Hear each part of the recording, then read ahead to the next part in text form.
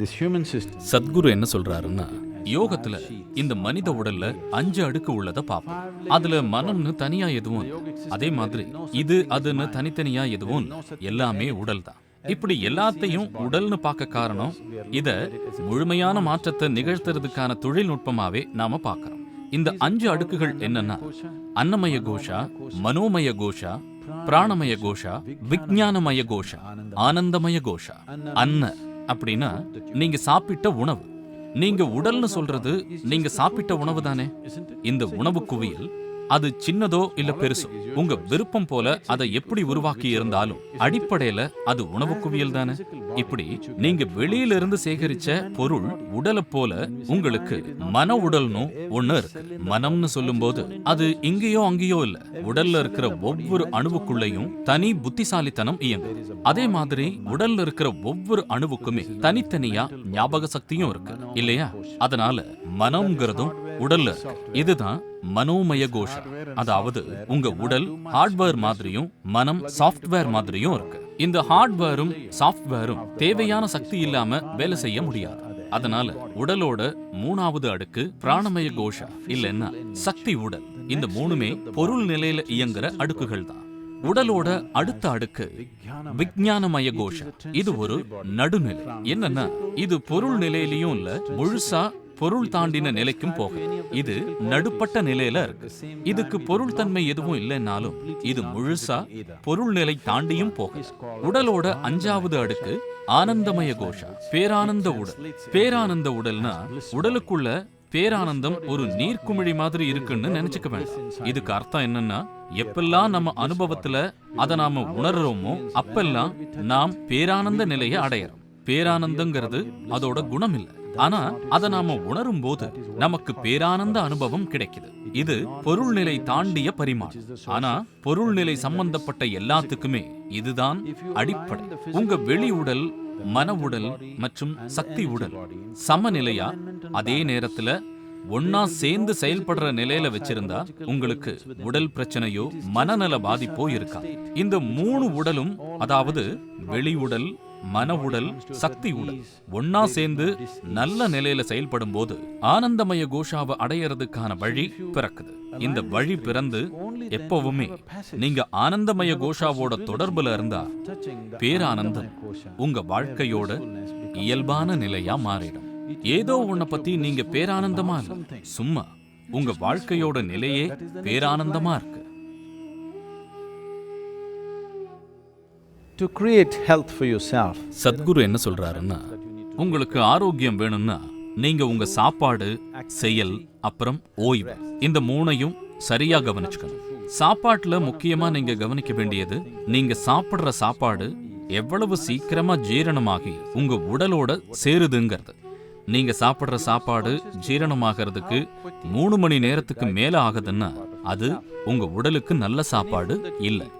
ஒண்ணு அதை முழுசா தவிர்க்கணும், இல்லைன்னா அதை ரொம்ப கம்மியா சாப்பிடணும். நல்ல சாப்பாடுனா நீங்க சாப்பிட்டு முடிச்ச 3 மணி நேரத்துக்குள்ள உங்களுக்கு கொஞ்சம் பசிக்கிற மாதிரி இருக்கணும். இது நடந்தா உங்க உடம்பு சமாளிக்க கூடிய உணவை சாப்பிட்டிருக்கீங்கன்னு அர்த்தம். அது ரொம்ப நல்ல சாப்பாடுன்னு இல்லை, ஆனா உங்க உடலால அதை சமாளிக்க முடியும். அது மட்டும் இல்ல, நீங்க சாப்பிடுற ஒரு சாப்பாட்டுக்கும் அடுத்த சாப்பாட்டுக்கும் நடுவுல 5 இருந்து 6 மணி நேரம் இடைவெளி விட்டா நடுவுல வேற ஒன்னையுமே சாப்பிடக்கூடாது. இப்படி இருந்தா ஒவ்வொரு உயிரணு அளவுலையும் சுத்தம் நடக்கும். உயிரணு அளவுல நடக்கிற இந்த சுத்தம் நம்ம ஆரோக்கியத்துக்கு ரொம்ப முக்கியம்.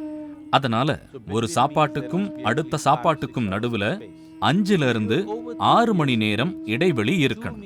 இப்போ உங்களுக்கு 30 வயசுக்கு மேல ஆயிடுச்சுன்னா நீங்க 2 வேளை நல்ல சாப்பாடு சாப்பிட்டா, காலையில 1 சாயந்தரம் 1 சாப்பிட்டா உங்களுக்கு அதுவே போதும்.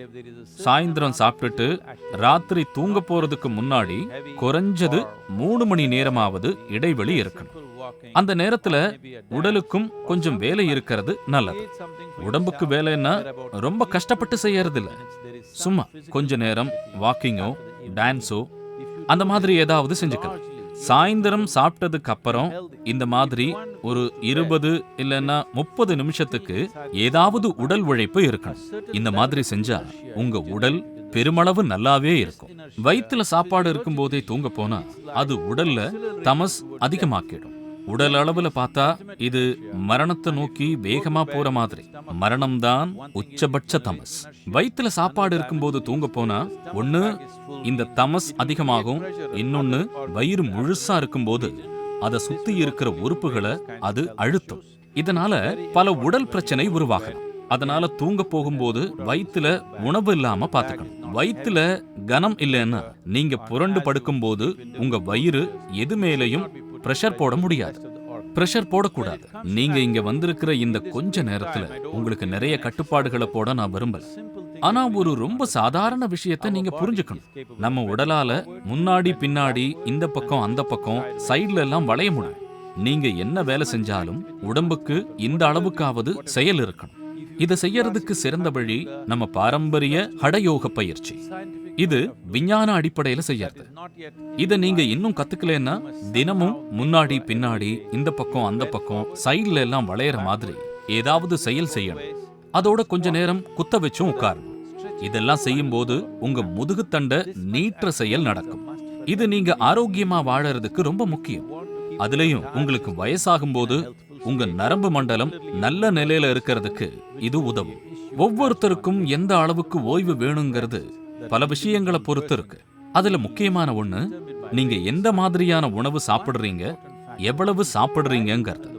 எந்த மாதிரியான உணவு அப்படின்னா, எந்த உணவை சாப்பிட்டா உங்களுக்கு ரொம்ப கனமா இருக்கிற மாதிரி இருக்கு, எந்த உணவை சாப்பிட்டா உங்களுக்கு ரொம்ப நல்லா சுறுசுறுப்பா இருக்குன்னு நீங்க கவனிக்கணும்.